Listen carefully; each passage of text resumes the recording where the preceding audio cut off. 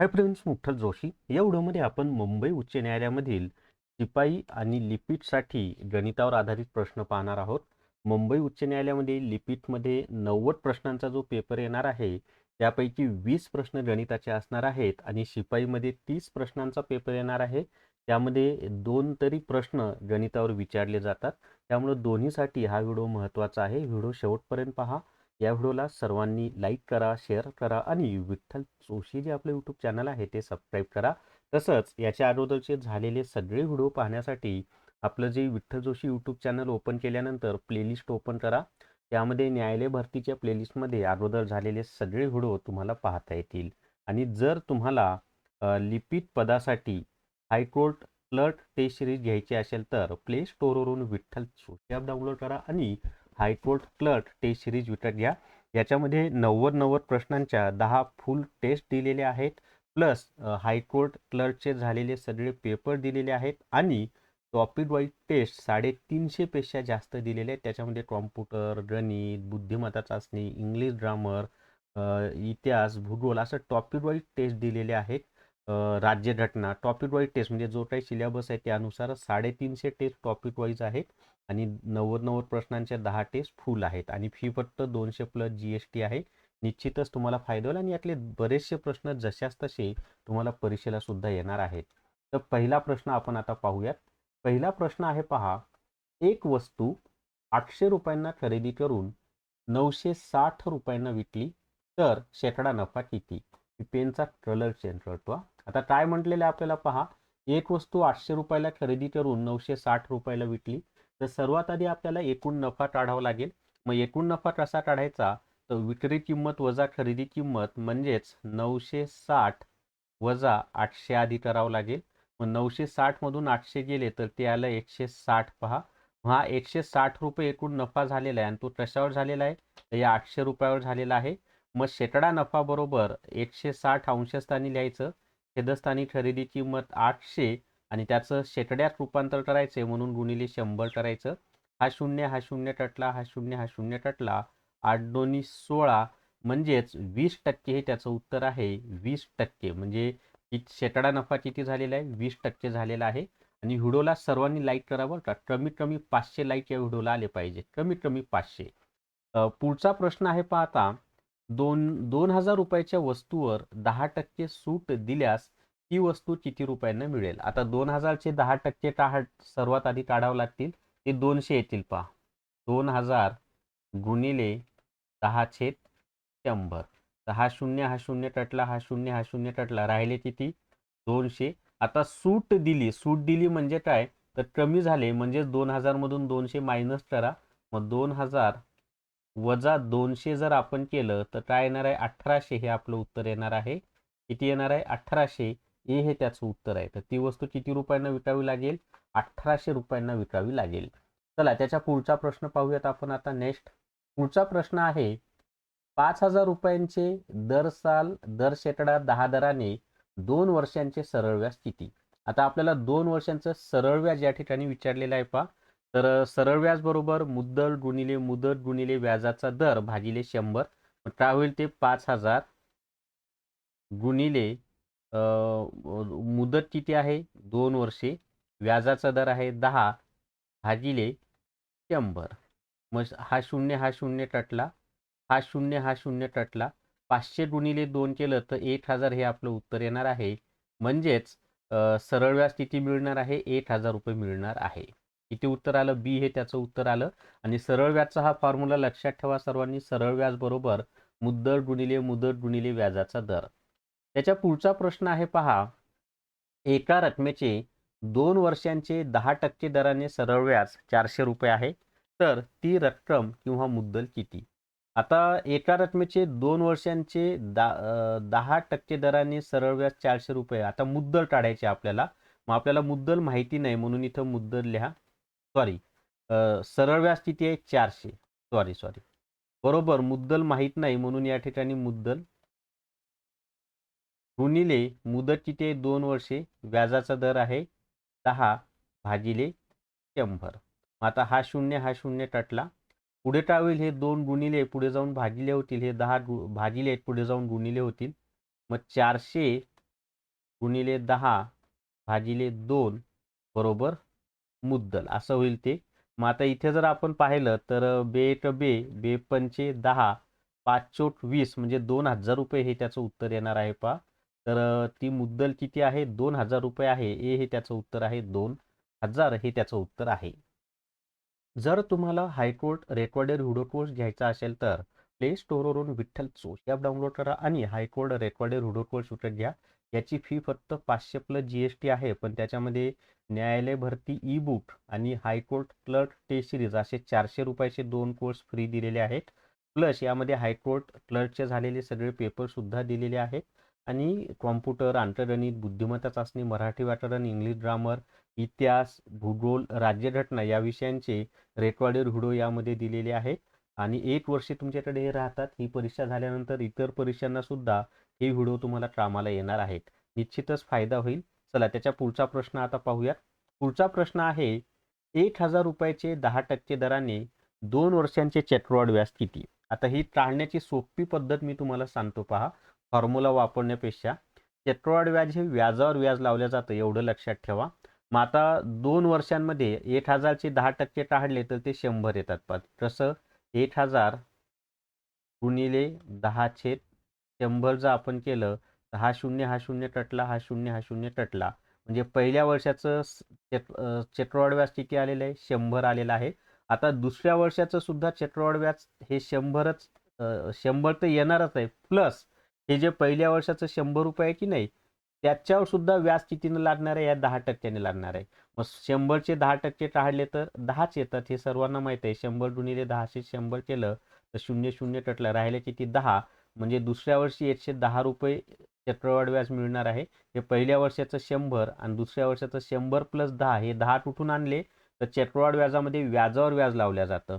मग याची बेरीज किती येते 100 आणि 100 200 आणि 10 210 210 हे तुमचं उत्तर. ही सगळ्यात सोपी पद्धत आहे पहा. फॉर्म्युला जर मांडत बसला तर भरपूर वेळ जातो. त्यापेक्षा ही सगळ्यात सोपी पद्धत आहे. अशा स्वरूपाचं उदाहरण असेल तर सरळ पहिल्या वर्षाचं चक्रवाढ व्याज काढायचं. मग दुसऱ्या वर्षाचं सुद्धा या पहिल्या वर्षी इतकंच लिहायचं आणि पुढं काय करायचं पहिल्या वर्षाचं जे चक्रवाढ व्याज आलंय ना त्याचे परत हे जे व्याजाचा दर दिलेला आहे तेवढे टक्के काढायचे आणि या दोन्ही संख्यांमध्ये मिळवायचे. तुमचं उत्तर येऊन जातं. अतिशय सोपी पद्धत मी तुम्हाला सांगितलेली आहे चक्रवाढ व्याज काढण्याची. चला त्याच्या 2 वर्षाचा असेल 3 वर्षाचा असेल तर याच पद्धतीनं पण थोडं वेगळं करावं लागतं. एका व्यक्तीने 10 किलोमीटर अंतर 2 तासात कापले तर त्याचा वेग तुम्हाला 3 वर्षाचं पण सांगू का म्हणजे सोपं होऊन जाईल पाठवायला. 3 वर्षाचं पण सांगतो. आता समजा हेच जर तुम्हाला 3 वर्षाचं विचारलं असतं तर काय करावं लागलं असतं माहिती आहे का की हे पहिल्या 2 वर्षांचं 210 आलेलंच आहे नो डाऊट. त्याच्यामध्ये तिसऱ्या वर्षाचे परत 100 रुपये मिसळणार आणि अजून काय मिसळणार माहिती आहे का या 210चे 10% सुद्धा त्याच्यात मिसळणार. मग या 210चे 10% काढले तर किती येतात ते पहा 21 येतात पहा. 0000 कटला ते आलं 21. म्हणजे त्याच्यामध्ये अजून 21 ऍड तुम्हाला करावं लागतील. म्हणजे ते किती होणार आहे 210 अधिक 100 अधिक 21. हे तिसऱ्या वर्षाचं सांगत आहे बरं का मी. 1 ला 1 2 आणि 1 3 2 आणि 1 3 म्हणजे तिसऱ्या वर्षाचं किती येणार आहे 331. म्हणजे पहिल्या वर्षाचं चक्रवाढ व्याज 100 रुपये आलं, दुसऱ्या वर्षाचं 210 आलं आणि तिसऱ्या वर्षाचं हे 331 आलं. लक्षात आलंय सर्वांच्या कसं काढायचं ते. अतिशय सोपी पद्धत मी तुम्हाला सांगितलेली आहे पहा. चला त्याच्या पुढचा प्रश्न पाहूयात आता. म्हणजे तिन्ही वर्षाचं पण कसं काढायचं ते पण मी तुम्हाला सांगितलेलं आहे. चला त्याच्या पुढचा प्रश्न आहे आता नेक्स्ट. एका व्यक्तीने 10 किलोमीटर अंतर 2 तासात कापले तर त्याचा वेग किती? सोपा प्रश्न आहे एकदम. तर 10/2 करा. वेग बरोबर अंतर भागिले वेळ 10/2 केलं तर 5 तास हे तुमचं उत्तर आहे. चला त्याच्या पुढे आता 17 नंबरचा प्रश्न आपण पाहूया. ए आणि बी यांच्या वयाचे गुणोत्तर 2.3 आहे. त्यांच्या वयाची बेरीज 40 वर्षे असल्यास बीचे वय किती? आता या स्वरूपाच्या उदाहरणात काय करायचं माहिती आहे का जे काही आपल्याला गुणोत्तर दिलेलं आहे त्याला एच लावायचं. म्हणजे 2h बेरीज दिली की नाही म्हणून अधिक 3h. जर वजाबाकी दिली असते तर वजाचं चिन्ह लिहायचं बरोबर 40. मग 3 आणि 2 किती येते 5h बरोबर 40. h बरोबर 40/5. h ची किंमत आली 8. आता आपल्याला बी चं वय विचारले. बी कोणतं आहे आता A 2 आहे, बी 3 आहे, आणि इथं जो सिक्वेन्स दिलाय तोच घ्यायचा असतो. मग बी 3x आहे की नाही, मग 3x म्हणजे 3 × 8 म्हणजे 24 वर्षे. बीचं वय किती आहे? 24 वर्षे. एचं विचारलं असतं तर 2 × 8 एचं किती आलं असतं? 16 वर्षे आलं असतं. पण आपल्याला बीचं विचारलंय आणि ते किती आहे? 24 वर्षे आहे. अजूनही आपल्याला प्रश्न पाहिजेत मित्रांनो. पण जर तुम्हाला हायकोर्ट पिऊन टेस्ट सिरीज घ्यायची असेल तर प्ले स्टोअरवरून विठ्ठल जोशी ॲप डाउनलोड करा आणि हायकोर्ट पिऊन टेस्ट सिरीज विकत घ्या. याच्यामध्ये 150 पेक्षा जास्त टेस्ट दिलेल्या आहेत, आणि निश्चितच तुम्हाला फायदा होईल. परीक्षेत ज्या स्वरूपाचे प्रश्न येतात तसेच प्रश्न यामध्ये दिलेले आहेत. 150+ टेस्ट तुम्हाला मिळणार आहेत. चला त्याच्या पुढे आता 18 नंबरचा प्रश्न आपण पाहूयात. आणि पुढचा प्रश्न आहे पहा. पुढचा प्रश्न आहे, व्हिडिओला लाईक करा बरं का, कमीत कमी 500 लाईक आले पाहिजे. 24 आणि 36 यांचा मसावी किती? आता मसावी कसा काढायचा तर इथं म्हणजे पर्यायानुसार पण सोडू शकता तुम्ही. अशी मोठ्यात मोठी संख्या शोधायची जिला ज्या संख्येने या दोन्ही संख्यांना भाग जाईल. आता 6ने 24 आणि 36ला भाग जातो. 12ने सुद्धा 24 आणि 36ला भाग जातो. म्हणजे 6 आणि 12 याच्यामध्ये मोठी कोणती आहे? 12. तर 12 मसावी असू शकतो. पुढे 18ने 36ला जातो, 24ला भाग जात नाही, म्हणजे हा तर नाहीच. 24ने 24ला भाग जातो, 36ला जात नाही, म्हणजे हा नाही. मग 6 आणि 12 या दोन्ही संख्याने 24 आणि 36ला भाग जातो. मोठी संख्या 12 आहे म्हणून हेच तुमचं उत्तर आहे. ही एक पद्धत झाली. दुसरं, 24 आणि 36 यांचा मसावी कसा काढायचा असतो माहिती आहे का? ॲक्च्युली मोठ्यात मोठ्या संख्येने भाग द्यायचा, पण तुम्हाला कळावं म्हणून मी छोट्या संख्येने भाग देतो. आता हे दोन्ही संख्यांना 2ने भाग जातो पहा. इथे 12 दोन्ही 24, 18 दोन्ही 36. परत या दोन्ही संख्यांना 2ने भाग जातो. 92 18 62 12 आणि 92 18 म्हणजे 6 आणि 9 आलेला आहे. 6 आणि 9ला 3ने भाग जातो. 3 दोन्ही 6, 3 त्रिक 9. आता मसावी काढण्यासाठी, मसावी म्हणजे सामायिक अवयवांचा गुणाकार, आणि हे जे आलेले असतात हे सामायिक अवयव असतात, आणि खालचे जे असतात ते असामायिक अवयव असतात. मग मसावी बरोबर, मी तुम्हाला मसावी आणि लसावी कसा काढायचा ते शिकवत आहे. मसावी बरोबर 2 गुणिले 2 गुणिले 3. हे जे सामायिक अवयव आहेत ना यांचा गुणाकार. 3 दोन्ही 6, 6 दोन्ही 12. 12 उत्तर आले.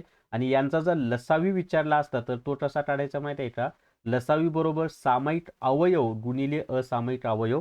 मग सामायिक अवयव आहे 2 गुणिले 2 गुणिले 3. असामायिक अवयव हे खालचे असतात 2 आणि 3 गुणिले 2 गुणिले 3. मग आता लसावी कसा येईल? बे दोन्ही 4, 4 त्रिक 12, 12 दोन्ही 36. 36 गुणिले 3 जर आपण केलं तर मला वाटतं 108 येईल तो. 36 गुणिले 3 जर आपण केलं तर 6 त्रिक 1808 हातचाला 1. हा 108च येते पहा. म्हणजे यांचा लसावी आहे 108 आणि मसावी किती आहे? 12 आहे. लक्षात आले कसं काढायचं ते? अतिशय सोपी पद्धत मी तुम्हाला सांगितली मसावी आणि लसावी काढायला. आता तुम्हाला जमेल. चला त्याच्या पुढे 19 नंबरचा प्रश्न आहे. पण लसावी काढायचा असताना अजून एक लक्षात ठेवा की इथं खाले समजा 3 संख्या असतील, समजा इथं अजून एक संख्या 2 आली असेल, तर ह्या कोणत्याही 2 संख्यांना भाग जात असेल तरी द्यायचा, पण तो फक्त लसावी काढत असताना, हे लक्षात ठेवा. चला त्याच्या पुढे आता कमी वेळामध्ये एवढं मला सांगता येणार नाही, पण मी थोडक्यात सांगितलं तुम्हाला. एका कामासाठी 5 माणसांना 12 दिवस लागतात, तर तेच काम 2 दिवसात संपवण्यासाठी किती माणसे लागतील? आता काय करायचं माहिती आहे का? 5 गुणिले 12, तर तेच काम 2 दिवसात संपवण्यासाठी किती माणसे लागतील? अशा स्वरूपाचं उदाहरण आहे. 2 गुणिले 1 पुढे जाऊन भागिले होतील. 5 गुणिले 12 भागिले 2 बरोबर x. बे 12, 6 पंचे 30. किती दिवस लागणार आहे? 30 दिवस. बी हे त्याचं उत्तर आहे. चला त्याच्या पुढचा प्रश्न आहे आता 20वा. सॉरी 10वा प्रश्न आजचा. पुढचा प्रश्न आहे पहा. 800 रुपयांची वस्तू 600 रुपयांना विकली तर शेकडा तोटा किती? सर्वात आधी काय करायचं? या 800 मधून 600 वजा करायचे. 800 वजा 600. तोटा किती आलेला आहे? 200 आलेला आहे. मग 200 रुपये तोटा किती रुपयावर आलेला आहे? 800 रुपयावर आलेला आहे की नाही? मग 800ला 200 तर 100ला किती? मग अंशस्थानी 200 लिहा, छेदस्थानी 800 लिहा. याचं रूपांतर कशामध्ये करायचं? शेकड्यामध्ये, म्हणून गुणिले 100 करा. मग आता काय करायचं आपल्याला? 0 0 कटला, हा 0 हा 0 कटला. 8 दोन्ही 16, 20 मधून 16 गेले, राहिले 4, 40 झाले, 8 पंचे 40, म्हणजे शेकडा तोटा किती झालेला आहे? 25% हा शेकडा तोटा झालेला आहे. आणि जर तुम्हाला माझ्याकडून फक्त गणिताचा रेकॉर्डेड व्हिडिओ कोर्स घ्यायचा असेल, जो की सगळ्याच परीक्षांसाठी उपयुक्त आहे, तर त्याची मूळ फी ₹600 आहे, परंतु 3 दिवसासाठी त्याची फी ₹300 असणार आहे. आणि याचा कालावधी 1 वर्ष आहे. 1 वर्षापर्यंत तुम्ही कितीही वेळा ते व्हिडिओ पाहू शकता. सगळ्या टॉपिकचे व्हिडिओ छानपैकी यामध्ये दिलेले आहेत. तर हा एक कोर्स आहे. आणि जर गणिताचे पुस्तकं मी स्वतः लिहिलेली घ्यायची असतील तर मला 8806068618 या व्हॉट्सअपच्या नंबरवर मॅथ्स रिझनिंग बुक म्हणून मेसेज करा. फक्त ₹450 गणित आणि बुद्धिमत्ता चाचणीची दोन्ही पुस्तकं तुम्हाला घरपोच मिळून जातील. तर या व्हिडिओमध्ये एवढीच माहिती मित्रांनो. या व्हिडिओला सर्वांनी लाईक करा, शेअर करा आणि विठ्ठल जोशी जे आपलं यूट्यूब चॅनल आहे ते सबस्क्राईब करा. Thank you very much.